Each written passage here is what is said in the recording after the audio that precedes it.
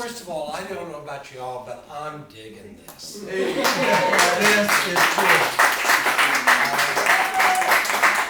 Okay, let's see. Most of the writing that I do is autobiographical, or it's on subjects that really move me. And this is a presentation that I gave to the Unitarian group here in town. There's no, don't worry, there's no, actually there is one amen in here, but there's no hallelujahs, I assure you. Okay, it was a presentation that I gave on the good life. And the good life is a bar, a band, a barbershop, a BBC TV series, a blog, a book, a center, a magazine, a movie, a song, a store, a restaurant, a vineyard, and a Yale lecture series. Plato and Aristotle wrote about it. Kanye West has rapped about it. Tony Bennett has sung about it, and the state of Nebraska uses it as a slogan. You can be a guardian of it. There's a church of it. There's a zen of it. There's a guide to it. There are rules for it, and YouTube has a channel for it. You can brew it. You can create it. You can budget for it. You can demand it. You can live it. You rethink it, design it, define it, grow it, farm it, tap into it, get it for less, savor it, wear it. And according to the cigar aficionado and a great many Rastafarians, you can smoke it. And what it is and how to achieve it is as individual as our fingerprints. For some, it's money and everything it can buy, and for others, it's living close to the land. For some, it's knowledge, and for others, it's power. For some, it's travel to exotic location, and others, it's the imbibing of fine drink. Philanthropic works may very well be the marker for some, while others it's the accumulation of objects. A close family can define it for many, or some others might embrace Groucho Marx' view that happiness is a warm, loving family in another city. Now, I'm not going to speak to any universal truths of the good life, nor will I attempt to outline any steps to achieve it. What I will share is a little bit about my life and my life story, and I will skip puberty, and what the good life means to me. You know, I think back to my childhood, and I recognize that my family was just as dysfunctional as anyone's. I have specific memories of difficult times and of family dynamics and interactions. But you know, my parents did the very best that they could, and any mistakes that they made didn't screw me up for that long. Now with the luxury time, I see that they did a heck of a lot more right than they did wrong. And to borrow a phrase from the author Michael Perry, everything and anything I do right in this life is all because of them. Anything else is simply not their fault. When I think of my childhood, my prevailing thoughts are not of the difficult times, and while some might call that selective memory, I'm completely okay with that. What I have is a more general memory of eating meals together, and more often conversation and laughter were our guests at the table. We all had chores to do, and in retrospect, I'm very thankful that we did. Okay, I'm probably a lot less thankful for the chore of weeding strawberries than, say, gathering the eggs. But nonetheless, having those chores taught me responsibility, and I'm convinced that it shaped who I am today.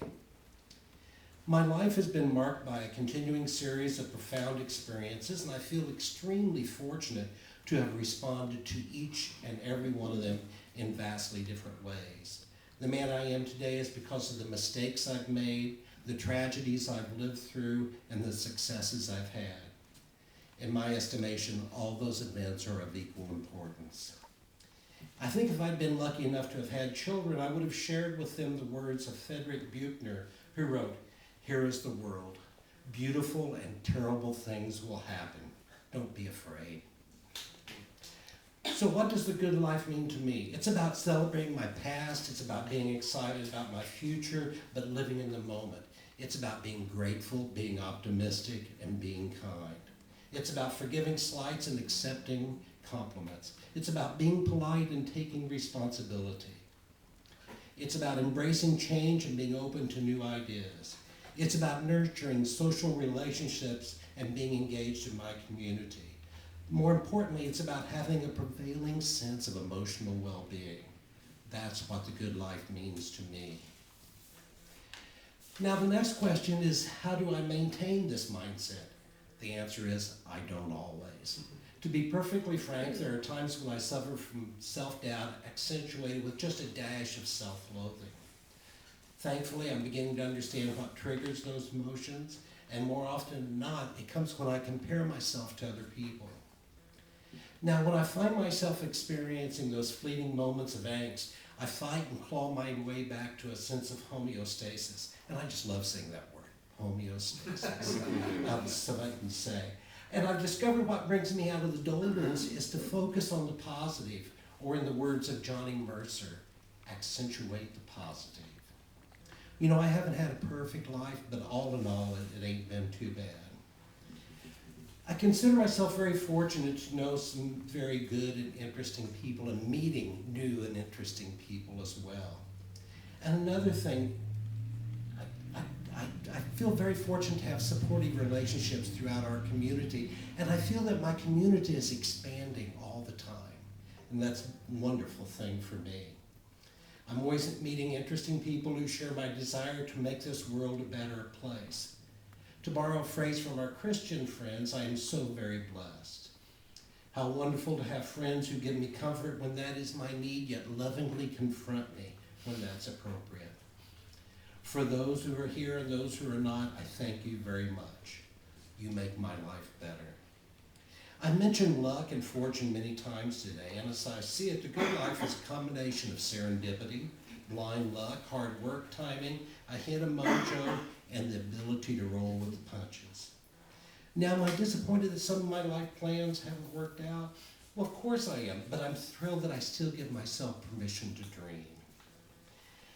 Now, there are certain hedonistic parts of my psyche that are best illustrated by the words of E.B. White, who wrote, I arise in the morning torn between a desire to improve the world and a desire to enjoy the world. Makes it really hard to plan the day.